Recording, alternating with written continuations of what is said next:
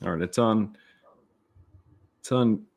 YouTube, and in 1 minute it should be live on X.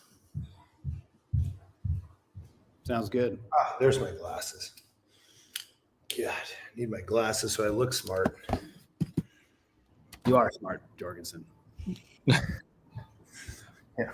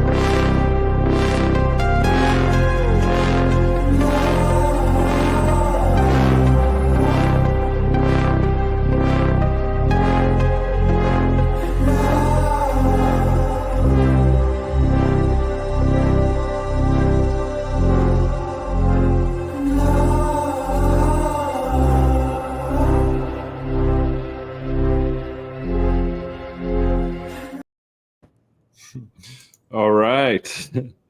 So the 2024 U.S. elections actually marked a pivotal shift for federal crypto adoption.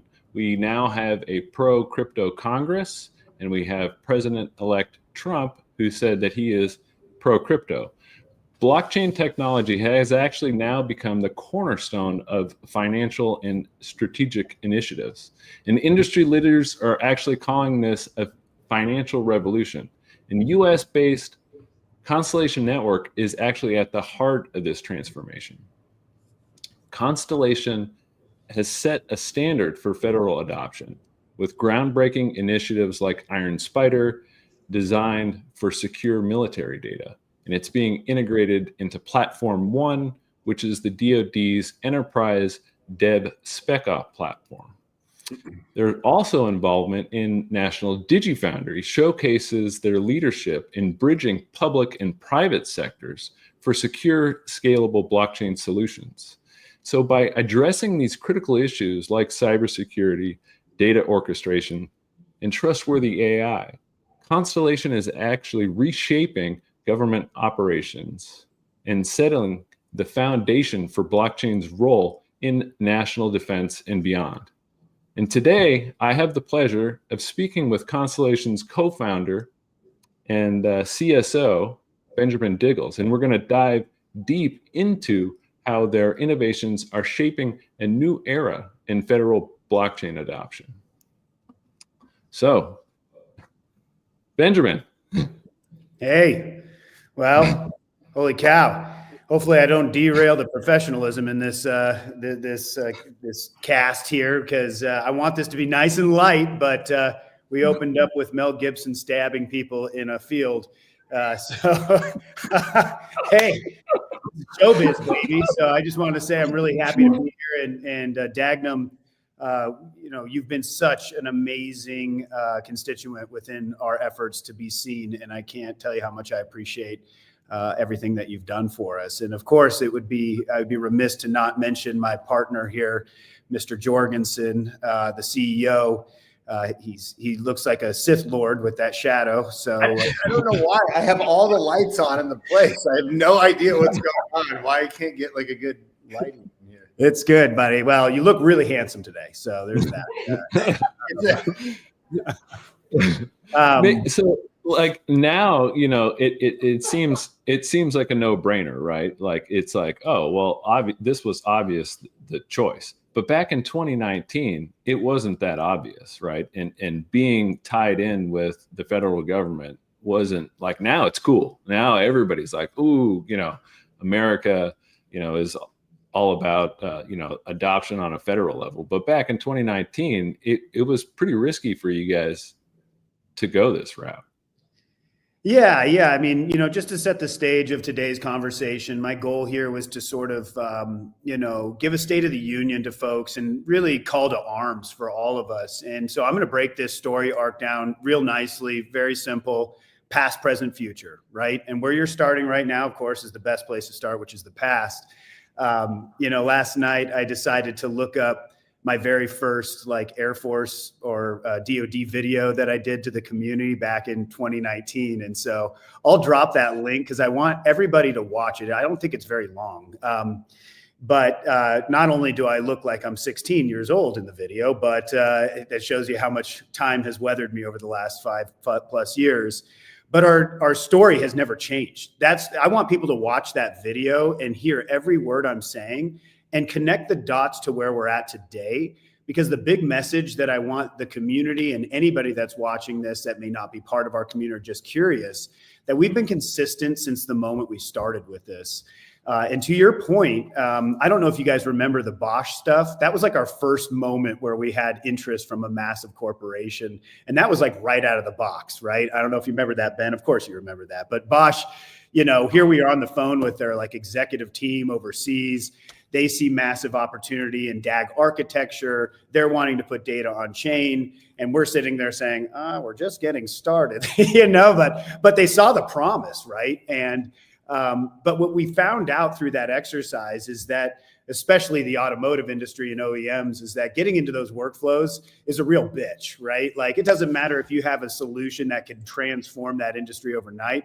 It's going to take you a really long time to go through those cycles of standards and checking and whatnot. So we had to make a decision of like, where do we find this technology is going to find the biggest fit? In the U.S. Air Force, you know, we learned about some of these programs, the SBIR program, the NSF programs, you know, there's a lot of really great onboarding programs for small businesses. And I wrote a proposal. March of 2019 is when we submitted it around multi-domain command and control, which now, to your point about Iron Spider, the SPIDER stands for Secure Peer-to-Peer Interoperable Data Resilience, which is really that multi-domain command and control secure communication. And the last thing I'll shut up before, you know, I hand it back over to you for a hot second here is just that,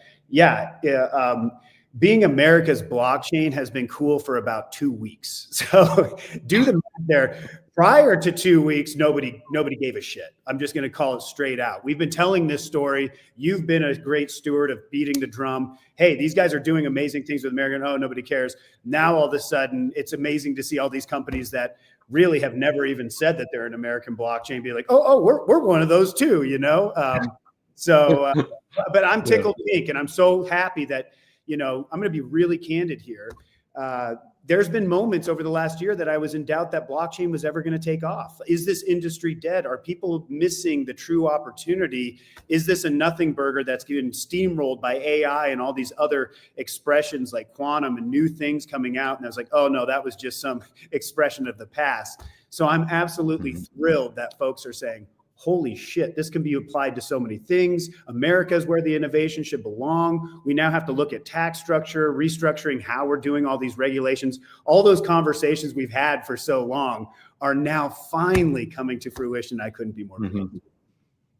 Yeah, and so, I mean, that actually leads me to, you know, one of the initial questions that, you know, I've seen come up quite a lot, because as you said, prior to a couple of weeks ago, nobody cared about any of this stuff. And now you have, you know, prominent people posting selfies with senators and pictures in front of rockets and stuff, you know, but meanwhile, like, you guys were setting standards and getting validated back in 2019. So how are you guys sort of isolating yourself in the federal space to make sure that you kind of stay, I don't want to say like relevant, but, you know, just not get derailed by some people that are just trying to, you know, garner all the attention? Sure. Yeah. I mean, I don't tend to be one worried about competition, because I don't really see this industry as competition. Largely because the pie is so damn big that I feel like all of us should be binding together. Sure, folks remember my video I did to Charles about 18 months ago saying, hey, you know, I know you're calling us out saying we're not working with the government, which is, I just feel is a foolish thing to run your mouth on. Let's sign an NDA. But more importantly, not only will I share with you what we're doing, but let's work together, because there's so much that it needs to be done within the federal government as well as enterprise. So I haven't been worried about staying relevant, because for us to get where we're at today, it doesn't matter if you have all the money in the world as an institution. You can't just buy your way through. You have to go through the checks and balances and absolutely kind of do that layer cake of getting through some of those initiatives in order to have the seat that we have at the table. We don't see many other blockchain solutions in the DoD from our purview. That means that we don't know everything, right? I don't know everything that's going on, but I do have a lot of handlers that kind of feed me information from the inside of what they're seeing. And what we've seen is probably the biggest contender is the Linux Foundation's Hyperledger Fabric. You know, that's a very popular solution, largely because finance was the first expression, still the largest expression when it comes to blockchain. And then, of course, supply chain management. People are like, all right, blockchain, supply chain, they both say chain, let's do this. And don't get me wrong, I think it's an amazing use case. And I want to give a shout out to companies like Morpheus Network. Really like those guys. Dan, I've always been a big believer in that dude. And they've have some of those federal contracts. But we decided not to focus on supply chain and digital logistics, even though our technology could be very effective in some of those use cases, especially in combination with different entities like Hyperledger Fabric and Morpheus and whatnot.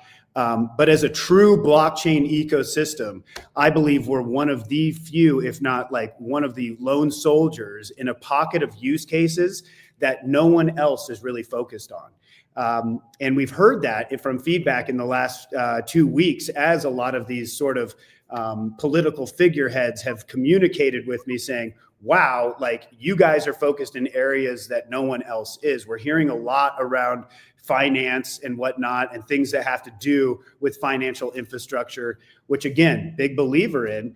But the reason I'm so passionate about that first video that I want everybody to watch is, again, we have not deviated from our vision of how do we take complex data sets and make it very easy through application workflow to bring the promise of this sort of kludgy and esoteric technology to append sensitive data and have that assurance and guarantee when communicating peer-to-peer, machine-to-machine, and orchestrating amongst a ton of data. So yeah, just to answer that, I'm not worried about us losing relevance or our seat here. And anybody that wants to come up against us, my message is let's get on the phone and do this together.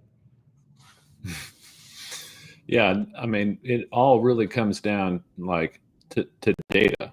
And that's something that you guys have been able to prove at scale. You know, earlier you talked about, you know, Iron Spider and working with US Transcom. And it's something that I've pointed out ad nauseum on this platform over, and I've showed that stuff. I've showed all the Air Force stuff, and you know, it's the scale that I don't think people really can fully comprehend. I mean, U.S. Transcom is like the, you know, one of the largest logistics operations in the world, and then a subset of that is you know, craft. And so, yeah, I mean, you guys essentially built.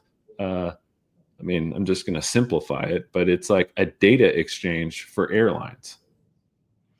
Yeah, accurate, right? Situational awareness for airlines, anti-spoofing data for airlines. You know, folks want to look into how much data is being created by these airlines. Look into ACARS data, 25 million events per aircraft every 24 hours. And that's public data that can be spoofed and tampered that is causing a real headache with the U.S. Air Force. Just in the aviation, I mean, it's kind of funny that we started mobility and it led us into Air Mobility Command of US Transcom. And we've been told that it's the, you know, again, I can't validate a lot of this stuff, but we've been told by handlers on the inside that it's one of the hardest institutions within the DoD to get in with and work with, just because of the sensitivity of the operations and the orchestrations that they're conducting. But yeah, I just, you know, since Jorgensen's on the phone, I would love to hear Jorgensen's take, because of course he, you know, Jorgensen's my right-hand man in all this and has been instrumental in supporting my vision in this. And he's been there the whole way. But he hasn't had the chance to be visible to everything because he's running a business, right? And I'm off doing my BD stuff. That said, he joined the Office of the Undersecretary of Defense meeting, which took place on August 16th of this year. And I mean, tell him what you experienced when you were in that room with those 24 constituents on the phone learning about our technology. Yeah, I mean, there's one thing to go from Benjamin's positivity of like, no, it's happening. And then actually goes, which he's a very positive human. And I was like, no, I need to sit in on this. Like, why are they calling this meeting? Well, I mean, they wanted to expand use cases was primarily the primary reason. The second was they wanted to get a status update before we delivered more milestones, which we had to like scrounge a little bit. But sitting in the meeting, I think there were about maybe like 20 people in the meeting. And it ranged from, you know, Undersecretary of Defense to the Undersecretary of the Chief Technical Officer, from cybersecurity.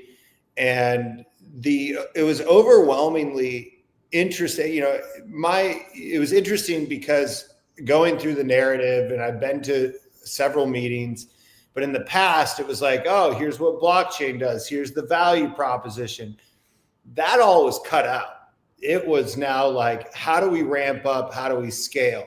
They understood all the aspects of an infrastructure. And for me, it was kind of amazing to see that now we're in like a running state. We're not in that like research, like, what does it mean? Could it actually happen? It's like, no, we need this. Where can it be applied?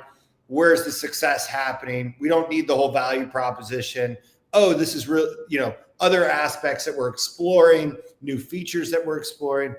It was a very dynamic meeting that gave me more hope for the entire industry. To Benjamin's point, it's not just about Constellation. It's kind of about the whole industry evolving, right?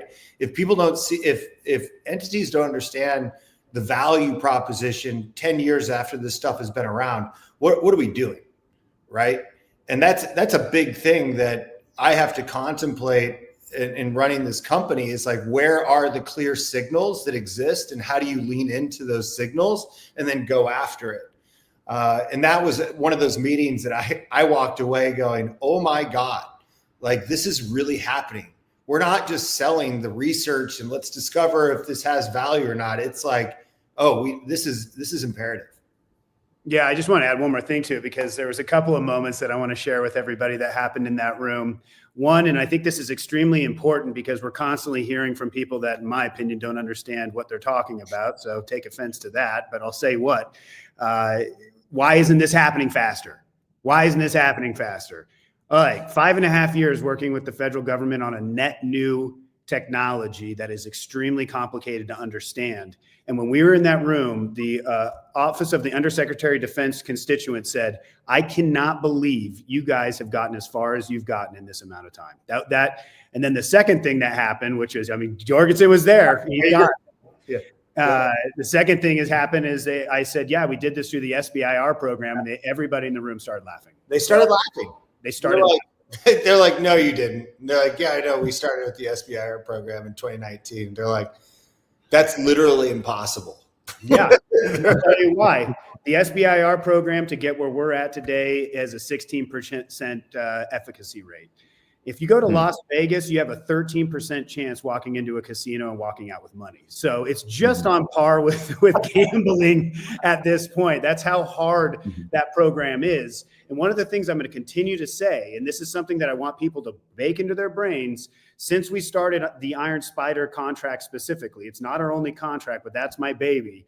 We've gotten through 25 milestones to date in concession, and we've never missed a deadline, a deliverable, or a task order. We're a dog worth betting on. It's such a big deal. Anyway, what are you going to say, Jorgensen? I would say that's thanks to you, man. Great job in managing that. That's incredible. Thanks, buddy.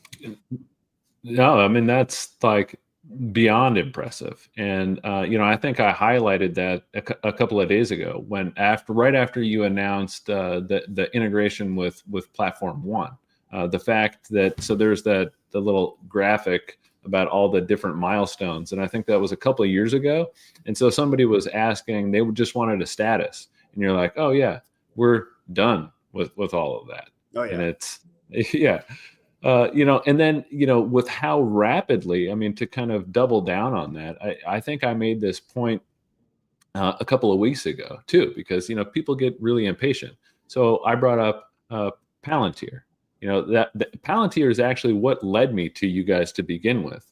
And people need to realize, so now everybody knows Palantir, but Palantir actually became a company in 2002. So it took them 20 years to get to like where they're at now. And now it's like a no-brainer, right? You guys have done everything that you've done and where you're at now in, less time than that.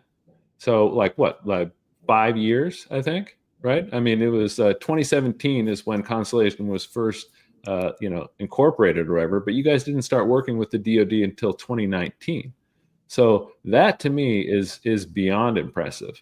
And the fact that you guys got a phone call from the Undersecretary of Defense, demanding you come to a meeting, I think that is all the validation that you need. Yeah, and I mean, we've got letters of support from the Assistant Secretary of Defense, a bunch of 3-letter agencies. People have seen this. And what's impressive about what took place back in March of 2019 is we didn't really even know if our tech was going to work then. Let's be honest. We hadn't launched our test net yet. That happened in April of 2020, right? And that was like, I think a lot of people know, it's the first time I well, that's not true. I landed my proposal, started crying when I was in an office somewhere, real embarrassing because I couldn't believe it. And then when we launched our test net, also another moment I started crying because I was like, wow, this thing it's going to work, right? So this has been a hard road of trying to convince them and then proving it. And what we saw in the room while Jorgensen was present in August was we went from people trying to stop us. Don't use this. It's a waste of time. It's too esoteric. We're not ready for it. To curiosities. Okay, if you guys think you can prove it against this. Try this, Miles. Do this. to them switching the energy to being like, hey, it's really great that you're doing this stuff with, Civil Reserve Air Fleet partners in the aeronautical industry, but we have a whole bunch of other use cases that are way bigger that we think that this should be used for. And the CTO of US Transcom was in the room and started rattling off, what about this? Can you do it this way? And it turned into us being with our engineer there, Dr. James Amion, being like, yep, here's how we would do that. Yep, we could do it this way. Here's how we could get started on that. And that was such a fun conversation versus scrutiny and skepticism. Why did you choose to do it that way? This could happen here and there. It's like, dude, we've already earned our stripes from all of those conversations. But, I'd love to hear from Jorgensen on his opinion of Palantir, because he has the relationship with that company. And how he sees us differentiating or being like-minded with Palantir. Yeah, I mean, Palantir is an interesting one, right? Because I too DAG'd them. That's kind of like the narrative that I was following back in the early days of 2019. Palantir, the naysayers will be, well, it took them 15 years to go public, but they went public as a multi-billion-dollar company. What people don't know is that Peter Thiel, first money in Facebook, arguably big behind the Republican Party and Trump, and Jack Selby, who managed that. I asked Jack Selby, I was like, what, the way that I see Constellation is kind of I remember where I was when I asked him, when I was talking to them. And I said, Constellation is very similar to how Palantir is growing, except we've got the federal side. And they looked at me and they're like, well, yeah, but it took forever because federal is slow. It took a long time. And they go, the benefit that Constellation has is that you have the Web3 side. You have a whole different customer base that you can start to explore technologies, demonstrate things in ways that Palantir couldn't. So in a way, you should be able to beat that roadmap of what Palantir did. And I thought that was like really inspiring to hear. I mean, also look at the people we were talking to around this. But the one thing that I'll also say in that same vein is in what Palantir did and what we're doing similar is that you can't walk into the federal government with like a off-the-shelf product. You can't say, hey, here's our product, buy it. It rarely happens. Okay, DOOR is in Air Force or museums and stuff like that, but that's very different. When you're talking infrastructure technology like Palantir or this, you can't walk in and say, here's a smart contract. And they're like, cool. They are a unique, shiny snowflake that will have more customization than you could ever imagine. And so you have to, the way that you structure and build your business, as well as your team and mentality, has to be open-minded to go in to be like, oh, we can do this. We can't do that. We can do this, and this will open up this. And when you have that ethos in your company, that DNA, that's what sets you up to actually grow with the federal government. So all these other chains, they're like, oh, we're America's blockchain. We're doing federal stuff too. Yeah, maybe they've got like backers by banks and stuff like that. But you have to, there was this perfect time in history that we got involved. And it was at a point where our company said, we want to learn with a customer, not force a customer into our framework. And that opened up so many new things. And when you look at a lot of these other ecosystems that already have so much tech debt built around it and walled gardens around it, it's going to be hard to shift that mentality or even be able to accommodate a customer like the federal government that have very different needs and solutions than enterprise do. They are polar opposite of each other. Yeah, and so like how much interest is it like once these people actually find out the total flexibility of this architecture? 'Cause it's funny because the other day, speaking of DOOR, I was talking to somebody and we were trying to think about possibilities of how to integrate DOOR with some other applications like Paca. And I was describing Paca to this person, and they had no idea, how that was even possible. The fact that you could have a reward mechanism based off of different APIs, right? So you're getting reward from posting on X, which is completely different than like setting up a wallet. But you know, like those types of applications can be completely customizable to do, you know, whatever. And so, like, how much, you know, traction is that getting within the government or even enterprise? Like, once they learn that you have complete flexibility with this network. You want me to jump in there a little bit? Yeah, I think one of the things with 𝗂𝗃𝗀 that people don't realize was, you know, our whole vision was to work inside the workflows of existing systems. That's like been our whole vision since day one. And now we're starting to see different expressions, right? We've got the federal efforts that are starting to weave into the Web3 and Web3 weaving into the Web2. But what 𝗂𝗃𝗀 did was really show how amenable a metagraph is, right? You don't just stick one input and that's it. You can alter it, modify it, and it still has the resilience and immutability that you would find in a smart contract. It is more complex. But what I love about the 𝗂𝗃𝗀 example is that it started out kind of slow, but once people saw that they were all hooked up, now what was their existing workflow? Oh, they were tweeting about Constellation or DAG on Twitter. Now this became a social behavior that's like, oh, I have to tag DAG so I can get that 𝗂𝗃𝗀 token. So it's not about like, oh, I have to go connect a bridge to then earn something. It's I'm already tweeting. I just have to add that one thing. And I remembered I hooked that thing up, right? You're already getting into people's psychology of how to work with blockchain without changing your behavior from a day to day. And that's what Benjamin has like successfully done with the federal government, has been able to showcase how we don't have to remove you to a different platform, but we can work within your existing workflows of what you're already doing on a day-to-day, so that you don't have to go to some random platform, have a new login. You set it up, it's already working, and it's trusted on a blockchain. Like, that's a fascinating paradigm shift that I think is going to be the next generation of all of technology, right? Is working within existing workflows, not ripping and replacing, but working in those existing workflows where you don't know it's there. And you have that trust, you have that intuitive trust that it's working and doing what you say it should.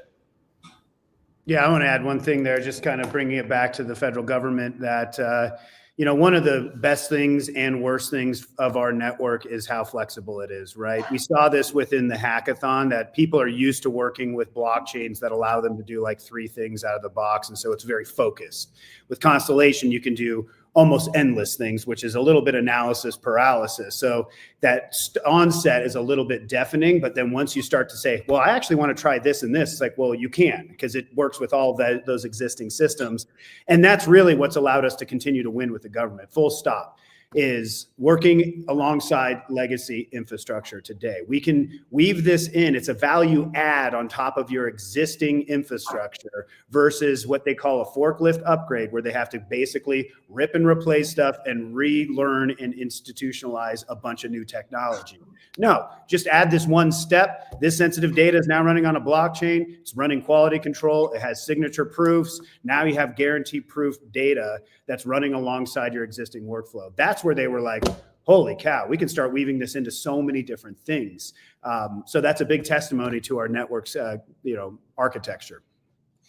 And so speaking of like so many different things, we've all heard about Iron Spider, but not everybody is as deep into the woods as I am with all this stuff, because I totally geek out on everything. And, you know, I remember, you know, before this was even like found out, like I stumbled upon Platform One, you know, a couple of years ago, and I was like, wow, like this thing is like pretty cool. And then now it's like you guys are a part of Platform One.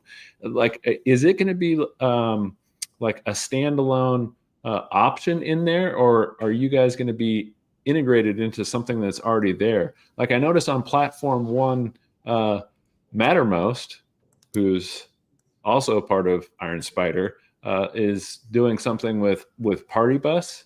Yeah, I don't know how much you want to get into explaining what Platform One is, and like how the hypergraph ties into all that stuff. Yeah, and I want to say that I really appreciate everyone's desire to understand this stuff, but much like the government is starting to now care less about how blockchain works and more about the value it brings, I'm hoping everybody lets go of this bone, because they're sort of researching stuff that I don't want to say is moot, but just part of the process, right? The DoD heavily vets every piece of technology, hardware, system, API that comes into their garden. It's not profound. And to an extent that is exponentially higher than any enterprise I've ever worked with. And I've worked with Oracle, and they're tough, right? And so I know a lot of people are like, oh, we're going to get into Platform One officially and all of our problems are going to go away and now everybody's going to be using it. No, we're not pushing in a widget that's like, oh, here's the widget, drop down, now you're using it. It just means that our technology has been vetted for rapid testing and deployment, and we don't have to worry about all of those tests and balances and checks and balances and all that testing, because it's already been done. And we're aiming for 2025, but it may take longer. I'm just going to say that. I don't know. We're on track. If you look at our track record, we've hit every milestone, so we have a pretty good shot. That said, this is where the rubber really meets the road. And I'll say with Iron Spider on Wednesday, I couldn't be more proud. Last night I went out with my wife and celebrated, which I rarely do. Even she kind of tilted her head. She's like, oh, wow, I'm glad that you want to celebrate, something I need to do more of. We just delivered on Wednesday something in history that's never been done before, right? Mattermost is essentially Slack for the government. Just think of the government using it. It looks exactly like it, but it's hardened and specific to the government. They're already in Platform One. They're already being used across a lot of different modalities for information sharing. That said, it doesn't come with those guarantees and proofs and the signatures that can take the data and put it on a blockchain. And on Wednesday, we successfully delivered a demonstration of our blockchain, a metagraph running within the workflow of like a Slack interface, in this case, Mattermost. And it's awesome. All you do is you get a button to sign on something, you approve it, you get a notice right back. This has already been validated by the metagraph. There's a bot called the Iron Spider bot that handles the decision making. It creates new channels when missions are created. Real-time flight events coming off of an aircraft come directly into the interface in real time, only to the permission folks that are allowed to see it. It was also had integrated in 𝗵𝗵𝗽𝘀 chain, 𝗂𝗵𝗵𝗽𝘀 decentralized storing, showing that the data is being sharded, encrypted in multiple node locations. 𝗂𝗽𝗱 has already been integrated into Platform One. So if they want to bring in extra credentialless identity access management, we brought a modular solution that brings blockchain in a commercial fashion to an existing workflow that adds one extra step. And that's signatures on both ends when conducting information or mission control.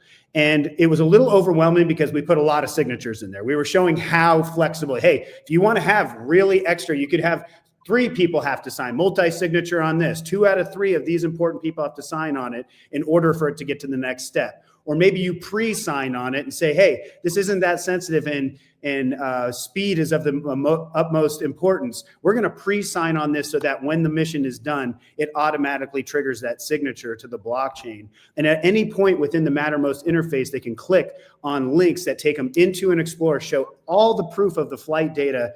I mean, it's just awesome. I couldn't be more proud. I mean, literally teared up, because if you think back of me writing this multi-domain command and control and seeing our blockchain working within this environment is nothing short of a miracle, right? It's awesome. So I just wanted to explain where we're at with Iron Spider. So now we're up against trying to figure out how and where we want to commercialize this. One of the things I'm mulling over right now, and please don't hold me to it, but it's something that I think is very appropriate, is us going in under under Mattermost within their Platform One. It's now a plugin that's been standardized, a blockchain's in there. We could even have the potential of having multiple networks. Do you want to use a public network, or do you want to use one that's specific to the DoD, depending on what type of data? And this solution could be used in the commercial sector as soon as we're done hardening it for commercial. But we have to make some decisions as a company, because we're being thrown a lot of stuff right now. And so it might be a good chance to talk a little bit about today. If we talk about past, present, and future, you know, the last thing I'll say about the past, and Jorgensen will remember this, it was February of I believe it was 2019, and I pulled up a slide of 300. You remember that movie, 300, the Spartans? And I was like, Jorgensen and crew, I don't know how else to say this, but my internal guidance system, my gut, my conviction is telling me this is going to be our story. We're going to be a really tight-knit crew of 300 that is going to take on 20,000 Persians. But we just have to be smart and keep on putting one foot in front of the next and execute with operational excellence, which is exactly what we've done.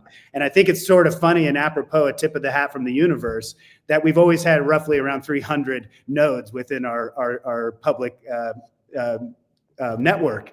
So I'm so proud of where we come from in the past, but I'll quit talking about that. And we're going to quickly pivot over to today.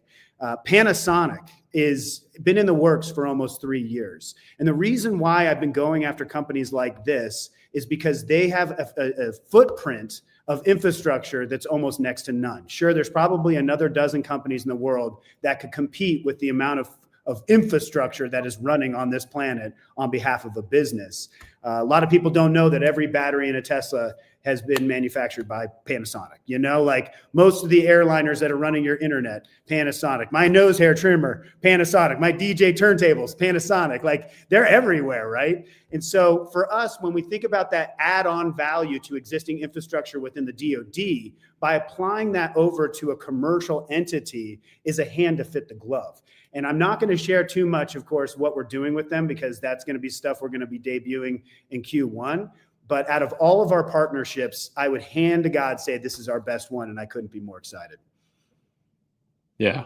Yeah. I mean, there's so many different verticals within Panasonic. Like I've done a couple of streams about that, pointing it out when I think it was officially announced during the hackathon that Panasonic was a partner, but nobody knew the extent.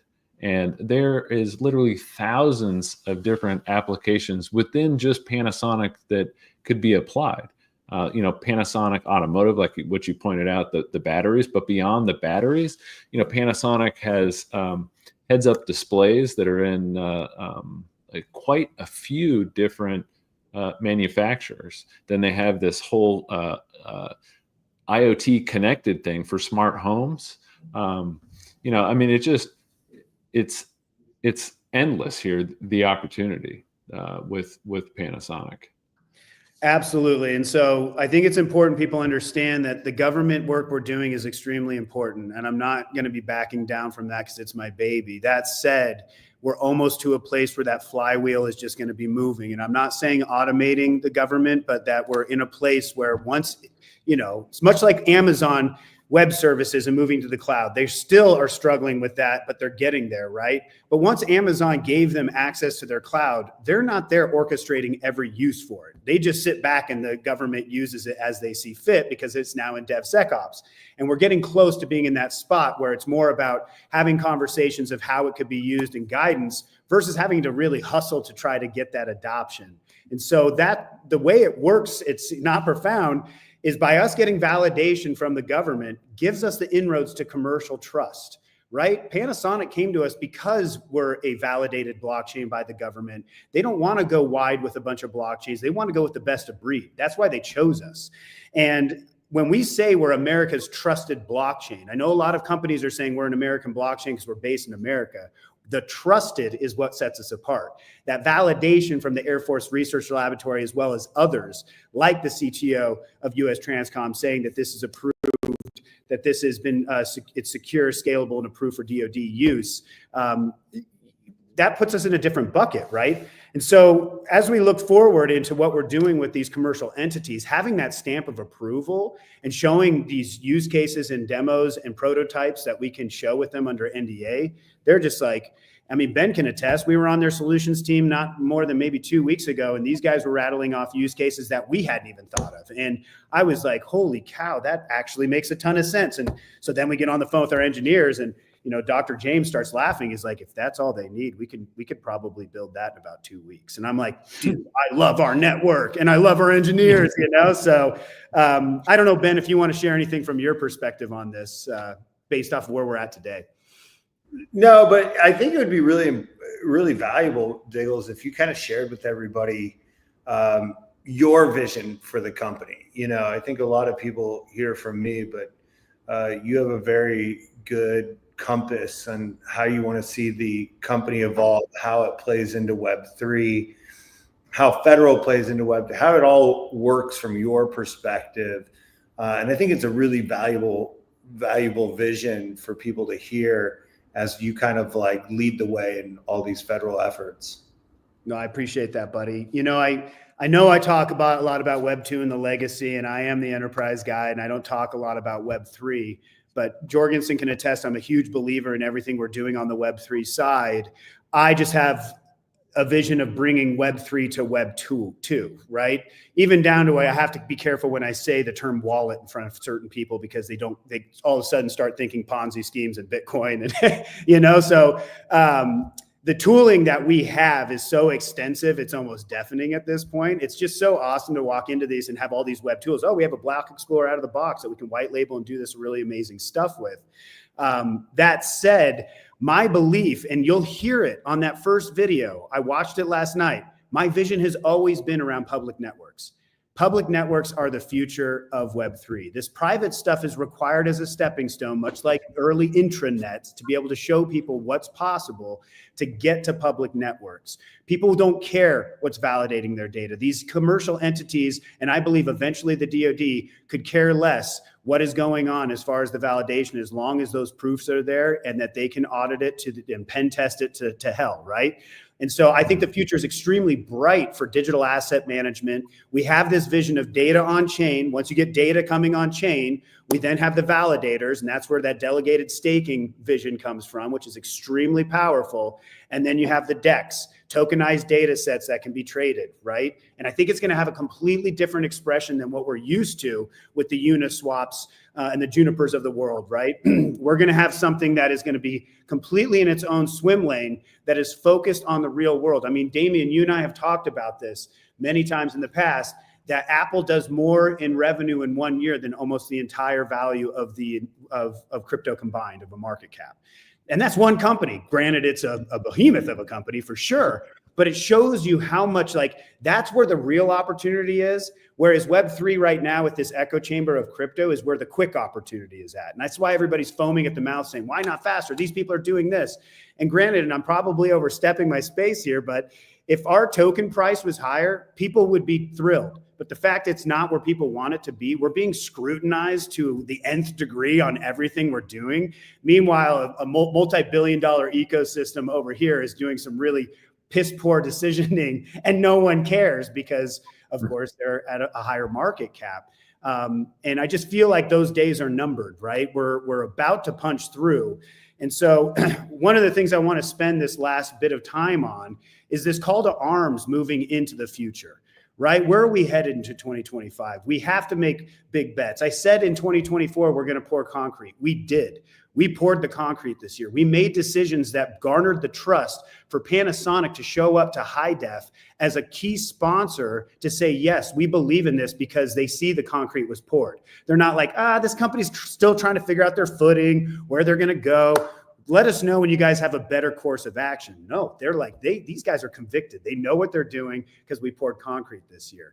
What I'm frustrated about, and I have this hat that I want to give a shout out to my friend Morgan, who introduced me to this. It says, don't be a little bitch, right?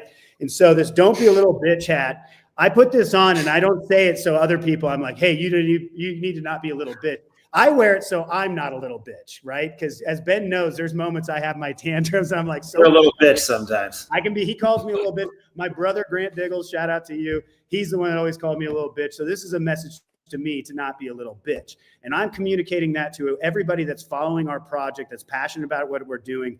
Don't be a little bitch. We need help stepping up and getting this message out there. I fundamentally believe there's some weird thing happening that's thwarting us from getting listed on tier 1 exchanges, thwarting us from getting a seat at the table on the American blockchain movement, where we're just somehow getting blocked. And I've talked to a lot of people on insides and they all agree. They're like, something funky is going on here. And so I don't want to keep getting berated from folks of like, why isn't this happening faster? We built this community by the people for the people. This is a community-driven network for a reason, which means we all own a piece of this.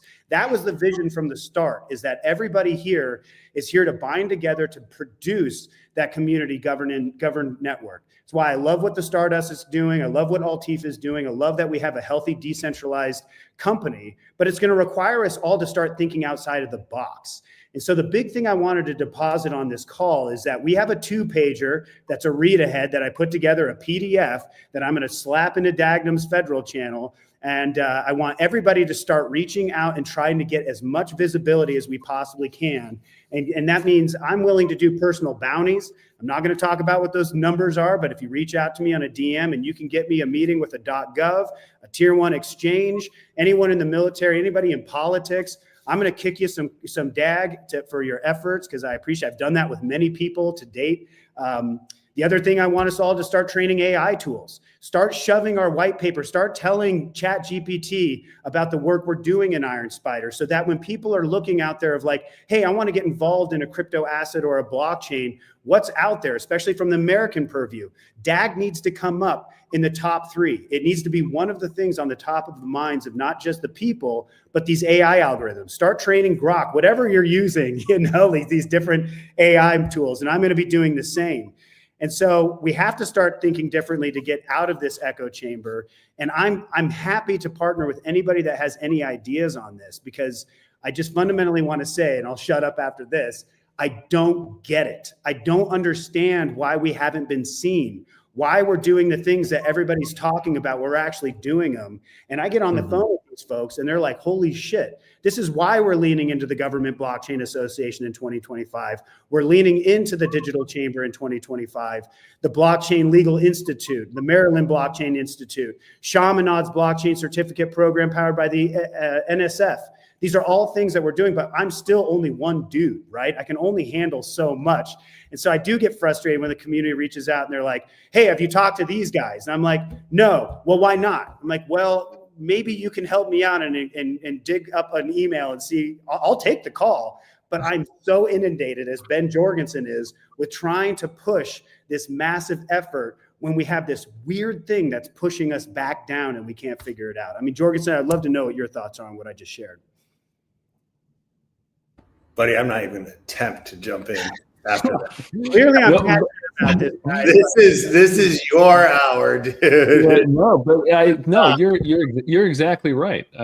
Diggles is exactly right, and I actually made a video about this, and I proved that there's some sort of weird shenanigans going on. So, Grok, Elon is, trying to say that it is the best, most accurate source of real-time information on the web. So I put that to a test, and I showed a video of how it's actually way off the mark. So it was after high def. I think I did it a couple of days afterwards, to where the news got circulated about all the things that were dropped. So one of the big, outside of Panasonic, one of the biggest announcements that happened at high def was you had Common Crawl. So for those people that are listening that don't know who Common Crawl is, or maybe you scrolled by the thousands of posts that I've made about it. So Common Crawl is like one of the largest web crawlers in the world. It's the foundational basis of basically all LLMs.